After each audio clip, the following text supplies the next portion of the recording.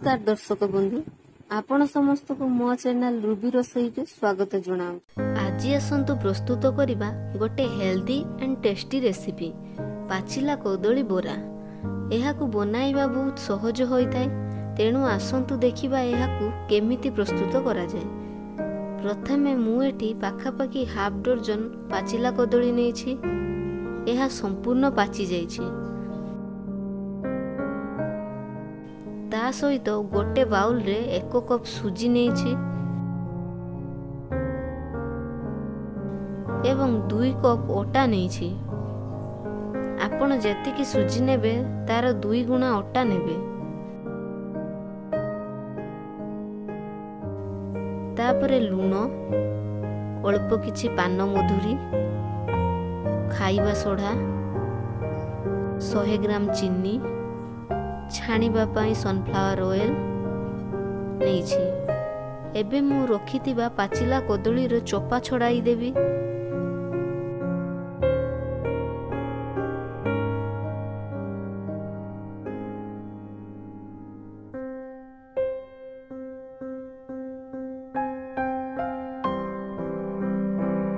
एठी मु समस्त कदली रो चोपा को छड़ाई गोटे पात्र रे रखिछि।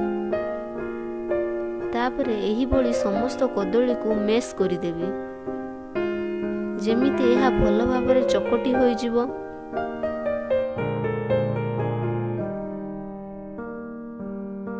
एठी देखंतु एहा केमिति भल भाबरे मेश होई जाईछि। एबे आसंतु समस्त जिनिस को मिसाइबा। मु एठी 2 कप ओटा सेतिरे पकाइली।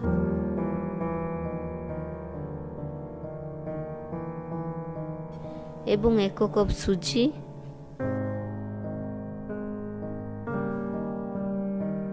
1 टीस्पून पान मधुरी,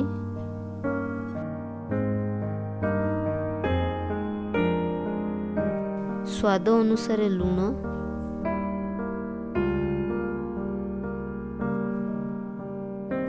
100 ग्राम चीनी एवं अल्प टिके खाइबा सोडा पकाइली। एहाकू भल भाबरे मिक्स करि देबी। मिक्स करिबा समय रे जदि पानी दरकार हुए ताहाले नेबे। मु एठी अल्प पानी नेछि।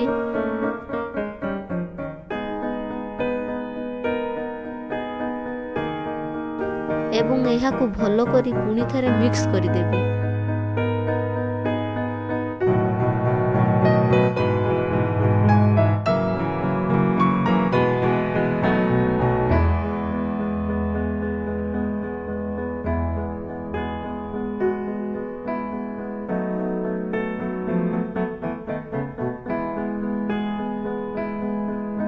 ताको 5 मिनिट कवर करी छाड़ी देबा, कारण किछि समय रखिले बोरा गुडी को नरम होइताए। 5 मिनिट हमर होई गलानी। एबे कवर टी को खोली देबा। तापरे हमें एहा को छाणीबा। मु एठी गैस ऑन करी कढ़ाई बसाइली। कढ़ाई गरम होला परे छाणीबा पई जेतिकी आवश्यक तेल देबा।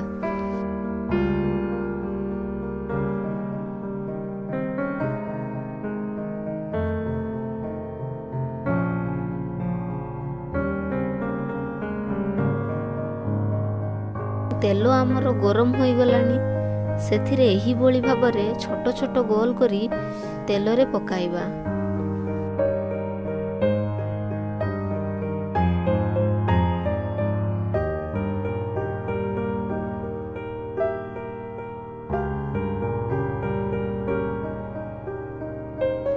बोरा को मझिरे मझिरे एमिति अलट पालट करिबा।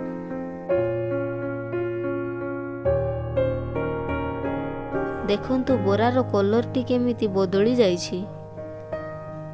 बोराटी हमर होई आसलानी। एबे एहा को छाणी देबा। वर्तमान हमर प्रस्तुत होई गला पाचिला कदली बोरा।